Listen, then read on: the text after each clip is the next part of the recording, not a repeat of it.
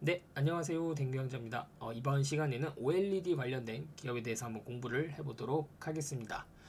이제 올해가 얼마 남지 않았는데, 이제 내 포트폴리오는 이제 내년도 실적을 타깃으로 한 그러한 종목들 위주로 이제 편입을 해서 리밸런싱을 하고 경영을 하면 되겠죠. 그래서 이제 OLED 관련된 기업 하나쯤은 내 포트폴리오에 하나 있는 게 낫지 않을까 그런 생각을 해보게 됩니다. 그래서 이제 OLED에 대해서 한번 간단하게 살펴보고 오늘 이제 두 개 기업에 대해서 한번 이야기를 해볼 텐데요. 한번 시작해 보도록 하겠습니다. OLED의 장점은 응답 속도가 LCD에 비해 빠르며 소비 전력도 낮으며 시야각이 넓은 특징이 있으며 가장 큰 특징은 자체 발광의 원리로 블랙 라이트 유닛과 같은 별도의 강원이 필요 없어 형태가 자유롭게 구현이 된다는 점이다. 그러니까 자체 발광을 한다는 것이죠. 향후 OLED의 적용 분야는 스마트폰에서부터 더욱 다양한 디바이스, 노트북, 게임기, TV, 자동차, 디스플레이 등으로 확대될 것으로 예상이 되며 OLED 소재 시장 또한 증가하는 수요와 더불어 지속적으로 성장할 수 있을 것이라 기대가 된다. 그러니까 이제 기존 이제 LCD 바탕에서는 이제 스마트폰밖에 이제 수요처가 없었는데 이제 OLED로 넘어가면서 스마트폰뿐만 아니라 노트북, 게임기, TV, 이제 자율주행까지 자동차의 이제 디스플레이가 이제 커지죠. 그런 것들은 이제 점점 전방 산업이 확대가 되면서 앞으로 실적도 더 좋아질 것이다. 이제 그러한 전망이죠. IDC에 따르면 5G 스마트폰 판매량은 매년 1억 대씩 증가를 하여 판매 비중이 2020년 20%에서 2022년 50%까지 빠르게 증가할 것으로 전망이 된다. 그렇죠. 이제 5G 스마트폰이 확대가 되면서 OLED에 대한 수요, 5G 스마트폰에는 LCD가 아니라 이제 OLED가 탑재가 됨으로써 이제 OLED에 대한 수요가 더 확대될 것이 거의 스마트폰만 봐서는 확실해 보인다. 이제 그런 전망이죠. 그러니까 이제 내년도에 갑자기 4G를 쓰는 사람들이 5G로 넘어가지 3G로 넘어가진 않을 거 아니에요. 그러니까 이제 5G 스마트폰에 대한 그런 비중은 증가할 것이 명확하다. 이제 그렇게 보고 있는 것이죠. 그렇게 되면 이제 통신사들의 실적 또한 거의 확실히 좋아진다고 보면 되겠죠. 왜냐하면 이제 5G 요금제가 4G보다 훨씬 더 비싸기 때문이죠. 자, 그리고 넘어가서 근데 이제 5G 스마트폰이 지금 가장 중요한 게 5G가 안 터진다는 가장 근본적인 문제가 있습니다. 왜냐하면 5G 인프라 설치를 이제 코로나가 터지면서 제대로 설치가 안 됐습니다. 그래서 이제 되게 5G 스마트폰이 5G가 안 터진다는 굉장히 아이러니한 상황에 지금 맞닥뜨리고 있는데 이제 코로나가 조금 잠잠해지면 이제 5G 인프라에 대한 투자도 이제 더 지연할 수 없는 순간까지 와 있기 때문에 결국 5G 인프라에 대한 투자가 이루어질 것이다. 이것은 반드시 올 미래이기 때문에 결국 시간이 해결해 준다면 시간 투자를 한다면 그래서 이제 5G에 관련된 장비주들도 조금 유심 있게 볼 시기가 오지 않았나 그렇게 생각을 하고 있습니다. 그래서 통신 속도 상승에 따른 데이터 처리량과 전력 소모가 동시에 증가하게 되는데 OLED는 LCD 대비 전력 소모 효율성에서 우수성을 보임에 따라서 5G 스마트폰 증가에 동반하여 채용률이 상승할 것으로 전망이 된다. 5G 통신을 위한 부품과 모듈이 탑재됨에 따라서 기기 내 공간을 효율적으로 설계해야 되는 필요성이 생기게 되는데 LCD 대비 구조가 단순한 OLED는 공간 효율성 측면에서도 5G 스마트폰에 적합하다. 그리고 결론은 무엇이냐? LCD보다 좋고 전방 산업이 OLED가 확대가 되고 있다. 따라서 OLED 소재 관련 기업들의 실적은 앞으로도 좋아질 수밖에 없다가 결론이 되겠죠. 따라서 전방 산업이 내년에도 성장하나 그렇다라는 얘기를 했습니다. 또한 대만을 포함한 중화권의 소형 OLED 팩 가동률이 50%가 채 되지 않는다는 점은 앞으로 상승 여력이 크다는 그런 의미도 되겠죠. 아무튼 지금 중국 쪽은 수율 개선을 위한 시간이 추가적으로 좀 소요가 될 것이다. 그러니까 지금 중국은 수율에 대한 문제가 있기 때문에 가동률을 끌어올리기 전에 수율부터 잡고 끌어올릴 것이다. 그렇게 판단하면 되겠죠. 그래서 이제 LCD는 이제 중국이 한국을 따라잡았는데 OLED 또한 중국이 따라잡으려고 엄청난 준비를 하고 있습니다. 그래서 이걸 저는 이제 중국발 OLED가 올 것이다. 그래서 이 중국 기업들에게 OLED 소재를 팔아먹는 기업에 주목을 해야 된다. 그렇게 보시면 되겠습니다. 그래서 중화권 OLED 출하량이 증가함에 따라서 국내 패널 제조사들에게는 경쟁 심화로 이어질 것이고 당연하겠죠. 그래서 OLED 소재 부품 업체들에게는 오히려 반대로 LG 디스플레이, 삼성 디스플레이와는 좀 다른 양상, 고객사가 다변화될 수 있는 중국까지 이제 포함시켜서 그러한 기회가 올 것이다. 네, 그렇게 보고 있습니다. 이 표를 보시면 중국 주요 업체별 중소형 OLED 연간 총 캐파 규모인데 사실 저는 이 그래프를 보고 상당히 놀랐습니다. 이게 정말 사실일까? 이게 진짜일까? 소형 OLED 면적 기준 생산 능력을 보시면 중하권 기업들의 증가율이 상당히 다른 기업들에 비해서 LG나 삼성 이런 기업들에 비해서 상당히 높다는 것을 볼 수 있습니다. 그리고 이제 이거는 작년도에 나온 그래프인데요. 중국 6세대 플렉서블 OLED 캐파 추이를 보시면 이게 믿기지 않을 정도로 상당한 고성장을 전망을 하고 있습니다. 그래서 BOE는 2배, 그리고 여기 VSNX는 5배 등 2025년까지 중국 소형 OLED 패널 생산량이 연평균 55%씩 복리로 증가할 전망입니다. 대단하네요. 진짜 이게 진짜 사실이라면 연평균 55%면 2차전지 성장률이 연평균 35%잖아요. 그럼 2차전지 성장률보다 훨씬 높은 성장률이 지금 중화권에서 OLED 캐파가 지금 예상이 된다라는 거거든요. 그럼 이거 놓치면 안 되겠죠. 이거 지금 전기차보다 지금 성장률이 높은데 이거는 놓치면 안 될 것 같습니다. 그러니까 이제 여기에 이제 소재를 팔아먹을 수 있는 기업이 무엇이 있을까? 이거를 이제 집중적으로 좀 공부를 해야겠죠. 그리고 이제 OLED 소재 시장은 꾸준히 계속 이 계단이 올라갈 것이라고 이제 전망이 되고 있습니다. 전 세계 중소형 OLED 면적 캐파 추이 전망을 보면 아름답게 올라가고 있죠. 이게 올라가야 OLED 소재 기업들의 그러니까 OLED를 사용하는 면적이 넓어져야 거기에 이제 투입된 소재량도 같이 이제 늘어나는 거잖아요. 그러니까 이 그래프에 따라서 주가도 연동돼서 움직일 수밖에 없습니다. 그래서 이 그래프에 따라서 연동돼서 주가가 고평가되기도 하고 저평가되기도 하면서 우상향을 하겠죠. OLED 소재 시장의 높은 성장성이 주목이 된다 라는 점이고요.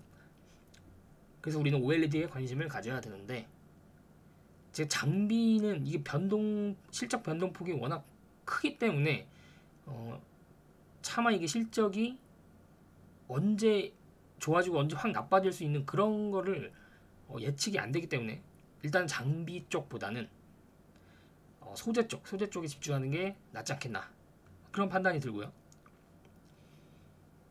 그래서 이 얘기를 다 했고, 자 그래서 이제 기업을 한번 들어가 보겠습니다. 일단 대표적인 OLED 하면 대표적인 기업으로 이제 가장 주목을 받고 있는 기업이 덕산네오루스죠. 이제 덕산네오루스를 이제 분석을 하면서 결론은 결국 실적 성장에 대한 의심할 여지가 없다입니다. 실적 성장 확실하다. 근데 왜 실적 성장이 확실한지 한번 살펴보도록 하겠습니다. 이 주가는 아까 말씀드린 것처럼 이거에 연동돼서 움직일 것이다. 그러니까 이런 OLED 소재 관련된 기업들 자체적인 성장 동력이 없기 때문에 결국 전방 산업이 얼마나 확대가 되느냐 그것이 제일 중요하겠죠. 당사는 진입 장벽이 높은 OLED 핵심 구성 요소인 유기재료를 생산하는 회사입니다. 진입 장벽이 그냥 단순히 높은 게 아니라 굉장히 높다. 그래서 여기에 과연 누가 감히 신규 진출을 하겠느냐 생각을 해보면 절대 못합니다. 그동안 덕산네오루스가 쌓아온 레퍼런스를 따라올 수가 없을 겁니다. 그래서 신규 업체 진출이 거의 불가능한 진입 장벽을 치고 있다. 그렇게 보시면 되겠죠. OLED 유기 재료는 전기 에너지를 빛 에너지로 방출하여 OLED 디스플레이를 자발광 디스플레이로 구현하는 발광과 발색이라는 핵심적인 역할을 하고 있으며, 이러한 백라이트가 필요 없는 단순한 자체 발광 발색 구조의 특성으로 기존 LCD 등에서는 구현하기 힘든 형태의 구애받지 않는 디스플레이를 구현하고 있다. 그러니까 OLED가 좋다라는 얘기죠.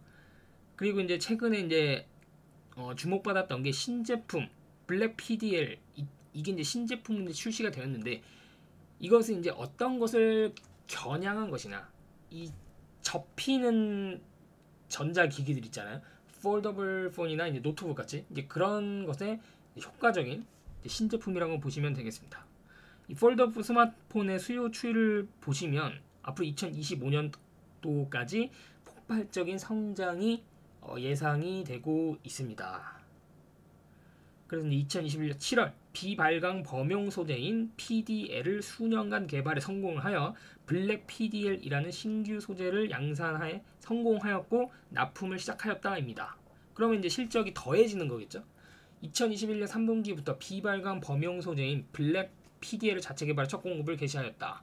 일본에서 주로 공급하던 기존 PDL에서 여러가지 특성의 업그레이드에 성공하여 향후 OLED 제품의 적용 확대를 기대하고 있다. 당사가 개발한 블랙 PDL은 편광 필름이 필요 없는 이거 뭐라고 읽어야 되나요? 폴레스 테크를 구형 가능하며 기존 구조에서 두께가 얇아져 폴더블에 유리하게 적용이 가능합니다. 요게 핵심 포인트죠. 폴더블에 유리하게 적용이 가능하다. 네, 폴더블은 수요 그래프입니다.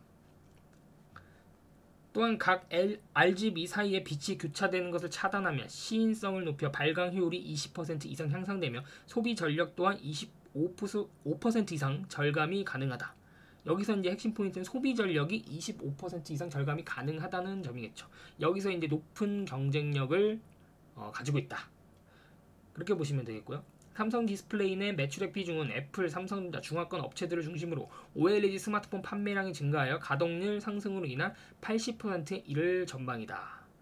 그러니까 이제 약간 이제 고객사는 이제 삼성 디스플레이 쪽에 치중이 되어 있다고 보시면 되겠죠. 이거를 이제 덕산 네오로스 쪽에서도 이제 중화권 고객사를 확보하여 이제 다변화를 꾀할 것으로 보입니다. 이제 뒤에서 설명한 이노스 첨단 소재는 이제 LG 디스플레이 쪽을 잡고 있다고 보시면 되겠죠. 그래서 지금 가동률 96.9%거든요. 이렇게 되면 이제 풀 가동을 거의 하고 있다. 열심히 일을 하고 있다. 그렇게 보시면 되겠죠. 동사의 신제품인 블랙 PDL은 삼성 OLED 노트북 내 납품을 시도 중에 있으며, 기존 편광판 대체 장점과 전력 효율이 증가한다는 점 등의 탁월한 효과를 감안했을 시 진입 가능성이 높다고 판단이 된다. OLED 5G 스마트폰을 넘어 중대형 OLED 응용 제품 내 소재 납품이 가시화될 경우, 그러니까 이쪽으로 이제 고객사 다변화를 꾀한다는 거죠. 그러면 이쪽 5G 스마트폰은 이제 소형이고, 이제 TV나 이런 쪽은 이제 중대형인데, 당연히 스마트폰에 들어가는 소재 투입량보다 TV 쪽에 들어가는 소재 투입량이 대당 면적이 훨씬 크겠죠. 그러면 같은 소재를 팔아도 당연히 TV 쪽에 들어가는 투입량이 크면 실적이 더 증가할 수 있다라는 의미겠죠. 그래서 동사의 매출액과 수익성은 지속적으로 우상향할 것으로 판단이 된다. 아이폰 시리즈 및 OLED 노트북 패널용 수요에 퀀텀답 OLED 양산 효과가 더해질 것으로 전망이 된다. 그쵸? 그래서 2022년 OLED 노트북 패널 출하량은 약 905만 대로 증가할 것으로 예상된다. 이거는 이제 전년 대비 62%의 성장 전망입니다. 그리고 노트북 패널 출하량이 증가를 하고 있어요. 지금 증가할 것으로 예상이 되고 있어요. 올해도 증가를 했는데 이제 1분기가 비수기죠. 비수기 때 살짝 내려갔다가 다시 이제 올라가는 그러한 구조를 예상을 하고 있고요. 특히 이 노트북은 패널 출하량이 지금 폭발적으로, 이게 초기이기 때문에 OLED 노트북은 이제 폭발적으로 이제 증가할 것으로 이제 예상이 되고 있습니다. 이를 좀 더 구체적으로 보면 면적 기준 약 4,500만 대에서 5천만 대 OLED 스마트폰 출하 효과가 예상이 된다. 퀀텀답 OLED TV 출시 효과 또한 실적 성장에 더해질 전망이다. 그러니까 이제 이 정도 효과가 예상이 된다는 거죠. 자, 그래서 이제 실적을 보시면 3분기 누적 실적을 보시면 매출액은 44% 증가했고 영업이익은 48% 증가, 당기순이익은 53%가 증가했습니다. EPS는 52%가 증가를 하였습니다. 그래서 올해 장사는 굉장히 잘했다, 이렇게 보시면 되겠죠. 3분기만 띄워놓고 보면 매출액은 44.3% 증가, 영업이익은 46.8% 증가, 당기순이익은 66%가 증가를 하였습니다.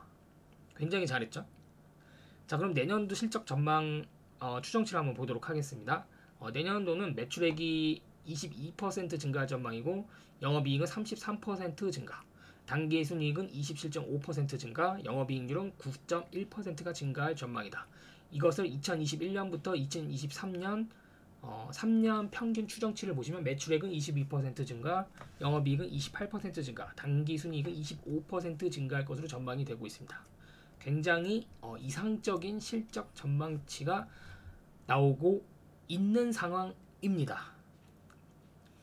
그래서 이제 분기 실적을 보시면 꾸준히 이게 분기 실적의 계단이 올라가고 있는 모습이죠. 이게 이제 2022년에도 뭐 특별한 뭐 예외적인 예상치 못한 뭐 그런 일들만 발생하지 않는다면 당연히 2022년도 흐름도 이와 비슷한 계단식 실적 증가가 예상이 된다고 볼 수 있겠죠. 그래서 이제 매출액 추이를 보면 굉장히 아름다운 매출액 증가가 예상이 된다. 영업이익률 또한 이제 30%를 바라보고 있네요. 대단합니다. 대단해. 3분기는 이제 아이폰 12 출시를 앞두고 삼성 디스플레이 패널 출하량이 증가했고 폴더블 폰의 제품도 이제 증가를 했고, 그리고 이제 하반기에는 이제 중국의 스마트폰 신제품 출시가 예상이 된다. 그래서 이번 4분기에는 3분기 때 이제 실적이 굉장히 좋았잖아요. 이건 이제 일부 물량을 선행 생산해서 납품을 했다. 그래서 이익은 전분기 대비 소폭 감소할 수도 있다라는 전망이 나오고 있습니다. 앞서 실적에서 보신 것처럼 일단 매출액 증가, 영업이익 증가율, 순이익 증가율 모두 아름다운 증가율을 보이고 있고요. 작년 대비해서 증가율 자체는 많이 떨어졌지만 여전히 매출 총이익률, 영업이익률, 순이익률은 굉장히 양호한 흐름을 보이고 있습니다. 그리고 재무적으로 봤을 때도 부채 비율이 13.7%로 예상이 되고 유동 비율은 619%가 예상이 됩니다. 재무적으로는 전혀 걱정할 게 없는 굉장히 탄탄한 회사다라고 보시면 되겠죠. 유동자산 꾸준히 올라가고 있고요. 유형자산 또한 꾸준히 올라가고 있습니다. 굉장히 이상적인 그러한 자산 구조도 보이고 있고요. 이익 잉여금이 상당히 마음에 들죠. 네, 워렌 버핏이 가장 좋아하는 이익 잉여금 흐름들을 보이고 있습니다. 굉장하네요, 진짜. 그러니까 이 덕산 네오룩스는 밸류에이션 빼고는 다 마음에 들어요. 지금 보시면 그쵸? 나무랄 데가 없는 분석이었습니다. 지금 성장률 좋고 전방산업 성장하고 진입장벽 높고 경쟁사 없고 OLED 필수 소재이고 실적 좋고. 그럼 도대체 밸류에이션 그럼 싸냐 비싸냐 이거 한번 보겠습니다. 일단 3년 EPS 성장률은 약 23%가 예상이 됩니다. 주당순위 제가 안 가져왔네요. 23%가 예상이 되고요. 그리고 이제 3년 PEG가 이제 1.26배 수준으로 주가가 싸다고 볼 수는 없겠죠. 그리고 이제 2022년 PEG도 0.98배 수준으로 싸다고 볼 수는 없겠네. 그러니까 이런 기업들이 완전 저평가가 되기 쉽지 않겠죠. 이렇게 좋은 기업을 누가 저평가를 그대로 납두겠습니까? 그리고 이제 OLED 쪽은 이제 시장의 관심도도 굉장히 높은 상황에서 시장의 소외가 되기에는 상당히 쉽지 않은 그러한 상황입니다. 그래서 이제 업계에서는 이제 멀티플을 28배에서 30배 수준으로 주더라고요. 그것은 이제 만약에 PE가 30배를 준다면 이는 삼성 디스플레이 소형 OLED 생산 능력 증가 및 A3 팩의 가동률 상승했던 국면이 2017년 이쪽에 상승했던 PR을 주겠다라는 거거든요. 일단은 성장률 대비 멀티플은 더 높게 시장에서 주고 있습니다. 이러한 우수한 실적, 우수한 자산, 이익, 잉여 이런 것들이 다 반영이 됐겠죠. 경쟁력이랑.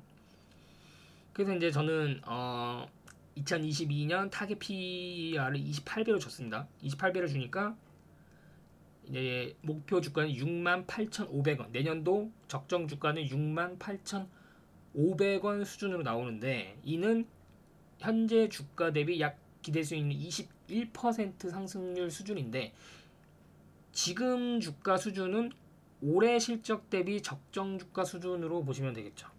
자, 그럼 이제 내년도에 실적 성장을 해도 지금 약간 21%면 조금 아쉽죠. 예, 사실.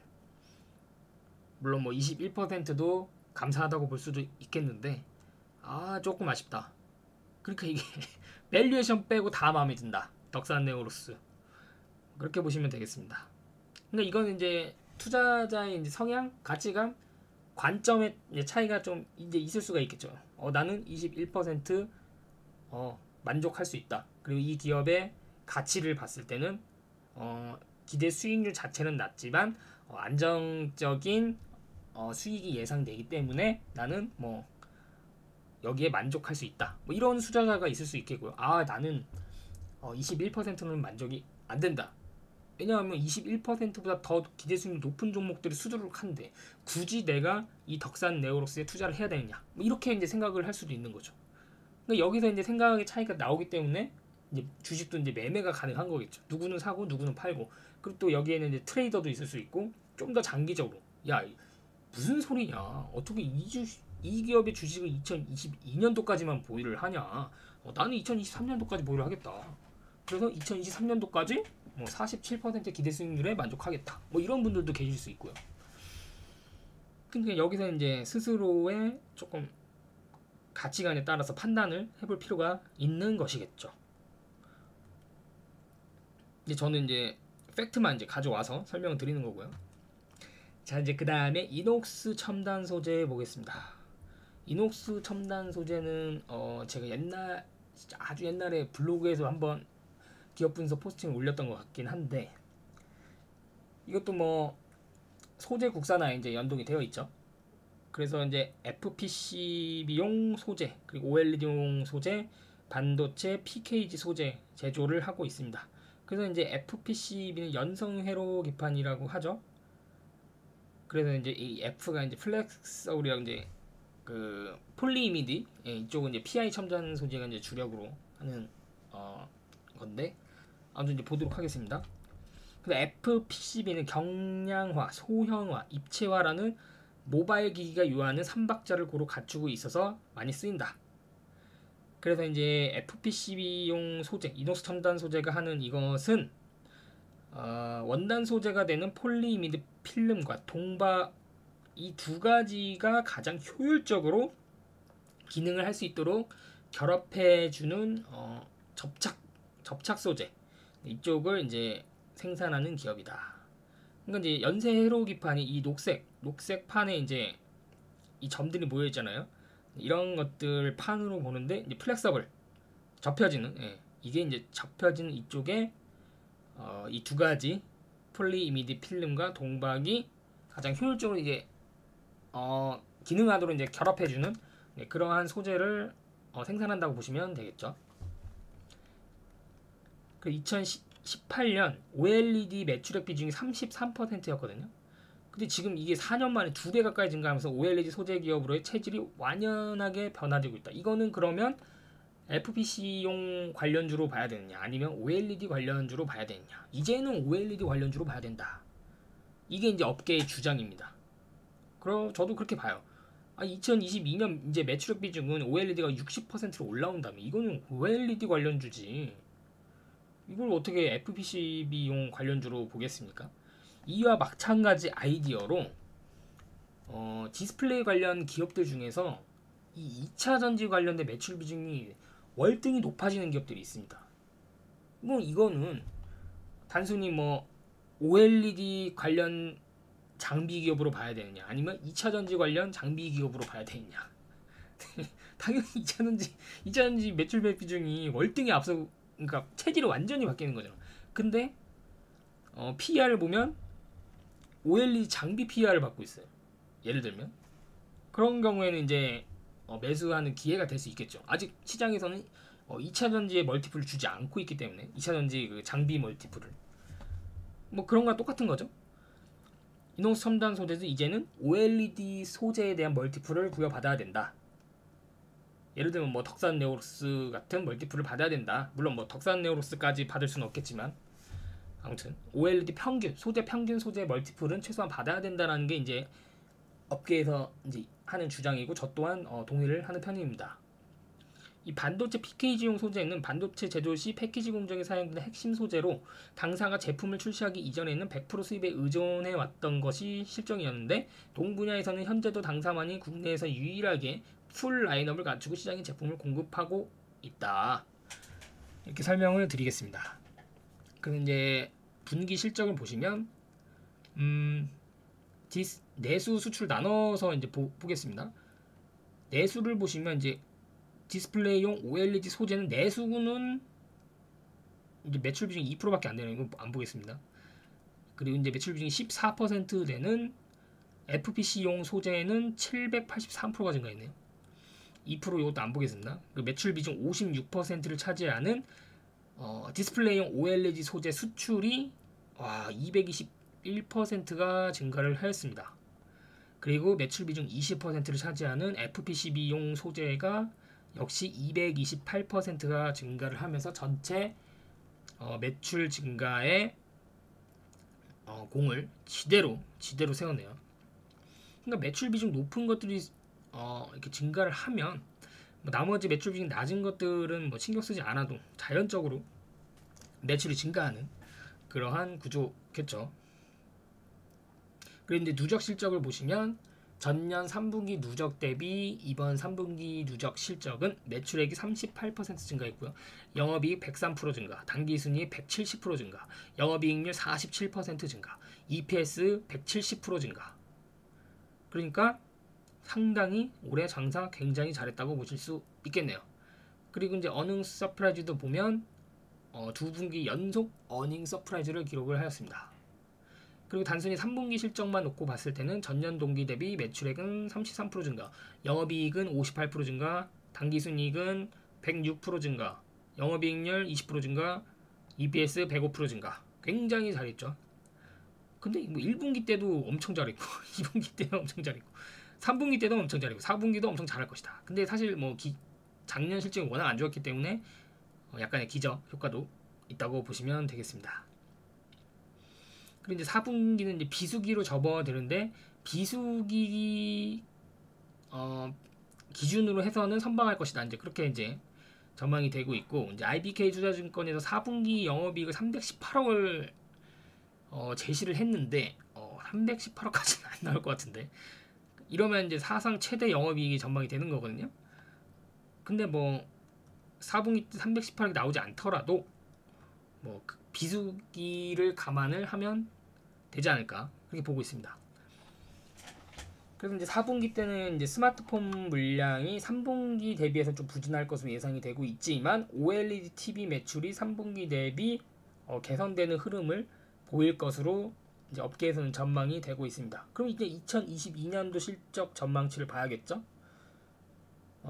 전망치를 보시면 매출액은 14% 증가, 영업이익은 18% 증가, 단기순이익은 11% 증가, 영업이익률 3.8% 증가가 전망이 됩니다. 올해는 이제 그러니까 2020년 실적이 안 좋았기 때문에 성장률이 굉장히 높게 나왔고요. 이제는 이제 약간 정상적인 흐름의 성장률을 보일 것이다. 그렇게 판단을 해보면 되겠죠. 분기 실적을 보면 작년 3분기가 못한 게 아니었음에도 불구하고 올해 3분기 서프라이즈 실적을 기록을 했다. 근데 이제 전분기 대비로 보면 이제 4분기, 올해 4분기와 내년도 1분기는 좀 꺾이는 그런 모양새를 보이고는 있습니다. 그래서 이제 전년 동기로 비교했을 때는 실적이 모두 좋아질 것이다. 이제 그렇게 생각을 하면 되겠죠. 그래서 연간 실적을 보시면 이런 흐름을 보이고 있고요. 그래서 이제 영업이익률은 20%를 유지할 것으로 예상이 되고 있습니다. 그러니까 이게 전망치를 보면 아까 그 위에서 OLED 소재 전망치랑 거의 비슷하게 흘러간다는 걸 볼 수 있겠죠. 예, 이 그래프랑 거의 비슷하게 이동수 첨단 소재의 사업 부분별 매출 추이 전망도 비슷하게 흘러갈 것이다. 영업이익 보시면 키높이가 다르죠. 네. 2021년, 2022년, 2023년 키높이가 완전히 다르다는 것을 보실 수 있습니다. LG 디스플레이의 화이트 OLED TV 패널 출하량이 증가할 것이다. 그래서 이제 1000만 대가 예상이 되고 전년 대비는 약 25% 증가한 수치다. 그럼 이제 이게 그러니까 결국 이제 이 패널 양이 증가를 해야 여기에 투입되는 이노스 첨단 소재의 소재량도 증가를 하면서 매출이 증가할 수 있는 구조이기 때문에 결국에는 LG 디스플레이의 이 화이트 OLED TV 출하량이 얼만큼 진전이 되느냐를 이제 계속 모니터링을 할 필요가 있겠죠. 그 이제 삼성 디스플레이의 신규 이 퀀텀 OLED TV 출시에 따른 신규 재료도 이제 적용이 될 것으로 전망이 되고 있네요. 그래서 대형은 고객사 라인 증설이 중요하고 이제 중소형은 중화권 등 신규 고객 확보 전략으로 갈 것이다. 그렇게 보시면 되겠습니다. 그래서 이제 매출 총이익률, 영업이익률은 뭐 각각 30%, 19% 정도 증가할 것으로 예상이 되고 있고요. 그러니까 어쨌든 실적 좋고 증가율도 좋죠. 작년 실적이 워낙 안 좋았기 때문에 증가율 좋고 그리고 그래서 이제 이게 단순히 턴어라운드뿐만이 아니라 실적 성장 또한 이어지는 투 트랙으로 가기 때문에 그래서 이제 턴어라운드 종목에 투자를 했을 땐 단순히 턴어라운드만 보기엔 조금 아쉽고 플러스 실적 성장 이게 이제 겸비가 되느냐. 예를 들어서 뭐 위드 코로나라고 보시면 단순히 이제 코로나로 떨어진 실적이 코로나가 이제 없어지면 실적 회복하는 것만 봐서 투자하기 좀 아쉽다라는 거죠. 회복을 넘어 성장할 수 있는 기업이냐. 또 이거를 추가적으로 판단을 해서 투자 여부를 판단한다면 조금 더 확률적으로 좋은 투자가 되지 않을까 싶습니다. 주당 순이익을 보시면 올해는 진짜 어마어마하게 좋았네요. 근데 이제 처음으로 이제 3분기 전분기 대비에는 이제 순이익이 꺾이는 흐름. 근데 이거 보시면 대체적으로 4분기 실적이 안 좋죠. 4분기 비수기. 네. 근데 작년 비수기 대비해서는 폭발적인 성장 예상이 된다. 그래서 이제 주당 순이익은 3년 평균 14%의 성장이 예상이 된다. 그래서 이거는 뭐 중소형, 대형 제가 설명한 것이고요. 그러니까 중소형 OLED는 이 RGB 방식인데 이제 대형 OLED는 RGB 방식이 아니라 자체 발광 방식으로 재현한 특징이 있다. 그래서 이게 이제 화이트 OLED 이 매출의 성장률 보시면 어마어마하죠. 네, 올해 이 공이 굉장히 컸다고 보시면 되겠죠. 그 출하량도 2022년 더 증가할 것이라고 이제 전망치가 나오고 있는 것이고요. 그래서 이녹스 첨단 소재는 이 스마트 플렉스 이거랑 이 이노 올레이드 이쪽이 실적을 견인했다. 그렇게 보시면 되겠죠. 그래서 이제 이제는 OLED 소재 평균 멀티플을 적용하자. 시장에서 이렇게 주장하고 있네요. 기존 저수익성 사업인 FPCB 매출액은 이제 11%까지 축소가 됐고요. 최근 PI 소재 가격 인상에 따른 비용 증가 부담 또한 완화될 것이다. 이후 화이트 OLED 추가 고객사 확보 중화권 따른 증설 시점이 이제 증설을 하겠다는 거죠. 2022년 말 이후로 앞당겨질 것으로 예상함에 따라 이렇게 해서 출하량 증가가 모멘텀이 기대된다. 근데 증설을 하게 되면 어쨌든 투자 비용이 발생을 하기 때문에 증설이 호재냐, 장기적으로는 호재, 단기적으로는 악재로 볼 수 있겠죠. 그래서 이거는 좀 장기적인 관점에서 이제 호재로 이야기를 한 것 같고요. 이제 단기적으로 봤을 때는 단기 조정이 증설 전에 올 수도 있겠다는 생각이 들었습니다. 유동자산이 많이 좋아졌고요. 근데 유형자산이 지금 정체되고 있죠. 여기서 분명히 증설이 나올 것이다. 저는 그렇게 해석을 하고 있습니다. 이익잉여금은 뭐 덕산 네오록스와 비슷하게 올라가고 있네요. 아름다운 이익잉여금. 워렌 버핏이 사랑하는 이익잉여금 추이를 나타내고 있습니다. 그래서 이제 저는 이렇게 신규 시설 투자가 나왔다고 해서 이제 그래 당연히 유형자산 증가해야지 라고 생각을 했는데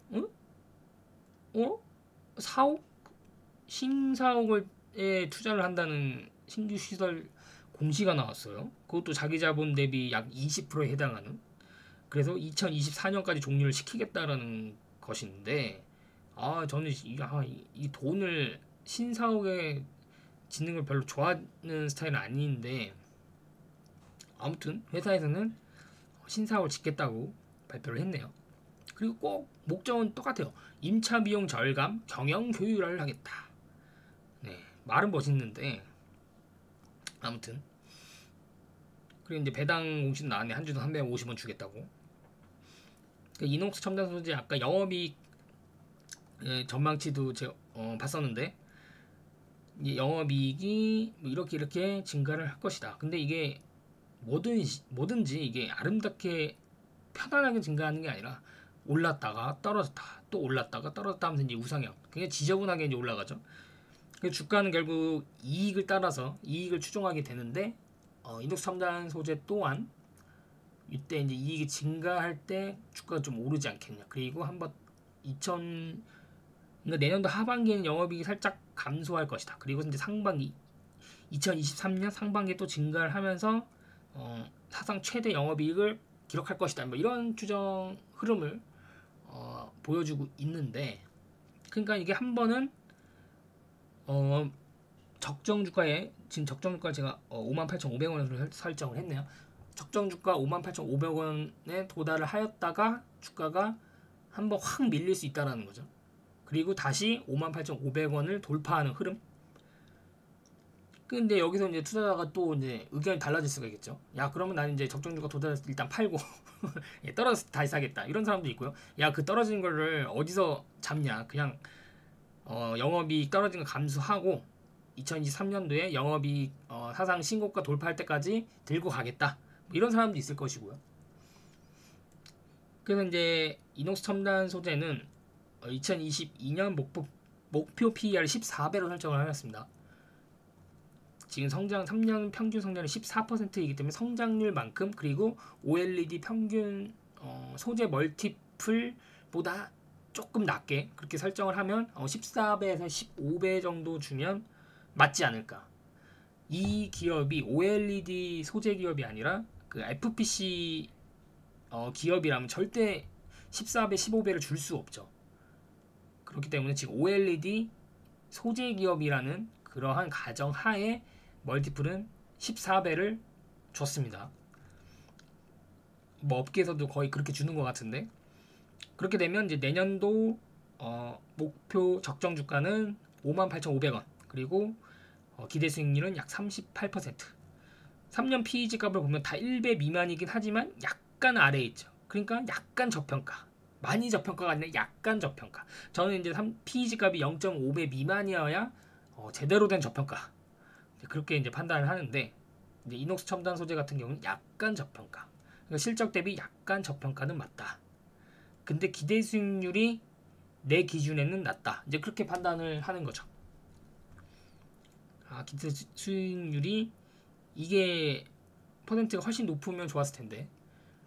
그래서 이전 포스팅 때 이제 신세계 푸드를 이제 올렸었잖아요. 근데 그 신세계 푸드 기대 수익률은 60%가 넘었죠, 아마도. 네, 그러면 이제 비교를 해보는 겁니다. 덕산 네오록스, 이녹스 첨단 소재, 신세계 푸드. 이러한 장단점이 있고 기대 수익률은 얼마만큼이 있다. 그럼 나는 과연 이 중에 무엇을 선택할 것인가? 이렇게 계속 기업들을 비교 분석을 해 나가는 겁니다. 투자 공부라는 것이. 그리고 정답은 없어요. 이 세 개 중에 무엇을 선택했다고 나쁜 선택이 아니라 그냥 내 판단이 그렇게 된 겁니다. 그쵸? 네.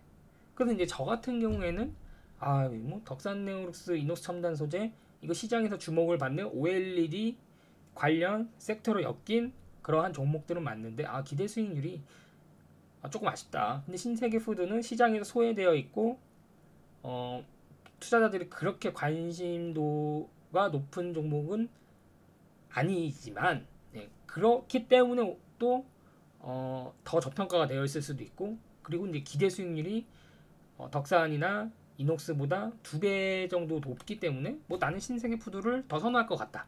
이건 이제 제 개인적인 판단인 거죠. 네. 근데 이제 이런 식으로 이제 서로 비교를 해서 판단을 해보는 겁니다. 그럼 굉장히 재밌습니다. 예. 뭐 정답은 없죠. 예. 근데 이제 기대 수익률 낮은 종목들이 주가는 오히려 더 빨리 도달하는 그러한 경우는 상당히 제가 많이 봤습니다. 그래서 오히려 덕산이나 이녹스를 투자를 해서 여기서 적정 주가가 나와서 차익 실현을 하면 이걸 가지고 뭐 신세계 푸드에 난 투자를 하겠다. 이것도 이것도 괜찮은 그런 전략일 수 있겠죠. 대신 이제 기대 수익 낮은 것들은 주가가 이제 하방에 대한 그런 건 조금 더 신세계 푸드 이런 것보다는 더 열려 있을 수 있다. 이제 그렇게 생각을 해볼 수도 있겠죠. 그러니까 서로 다 장단점이 다 있는 거예요. 예. 어떤 것이 뭐 정답이라기보다는. 그리고 이제 또 제가 여기서 뭐 다른 기업 또 분석하고 뭐 했는데, 야 이거는 신세계 푸드보다 훨씬 더 좋다. 그러면 이제 신세계 푸드를 버리고 그 종목을 살 수도 있는 거고요. 어쨌든 이 PER 14배라는 수치는 매출액이 전년 대비 40% 증가해 본격적으로 성장하던 2019년도 평균을 적용을 한 수치입니다. 만약에 여기서 대형 OLED 출하 면적이 증가를 한다면 이건 이제 계속해서 이제 추적 모니터링이 필요하겠죠. 업계에서는 PER 22배까지도 열어놨더라고요. 근데 이 PER 22배는 조금 오버한 것이 아닌가 싶긴 하거든요. 그냥 업계에서 이제 그렇게 열어놨다고 하니까 22배를 한번 적용을 해봤습니다. 그러면 기대 수익률이 확 올라가죠. 예. 목표 적정 주가는 92,000원 정도가 되고 기대 수익률은 약 117%가 됩니다. 이거는 너무 그러니까 가장 이상적인 모습을 이제 적정 주가로 산정을 한 것이고, 이제 개인 투자자가 이제 적정 주가를 산정을 할 때는 조금 보수적으로 잡는 게 투자 성공 확률은 더 높아진다. 그렇게 판단하시면 되겠죠. 그래서 이제 좀 아름다운 이제 업계에서 아름다운 가정치를 이제 뽑아 준 거고, 이렇게 안 될 수도 있어요. 안 될 가능성이 더 높아 보이긴 하는데 어쨌든 이렇게 잡으면 안 되고 보수적으로 최대한 보수적으로 적정 중간 잡는 게 맞다. 그래서 이녹스 첨단 수지는 58,500원 정도 내년도 잡으면 되겠고, 덕산 네오록스는 68,500원 정도 잡고 일단 이제 또 다른 또 기업들 또 공부를 하시면 되겠습니다. 네, 오늘 방송은 여기까지 하겠습니다. 감사합니다.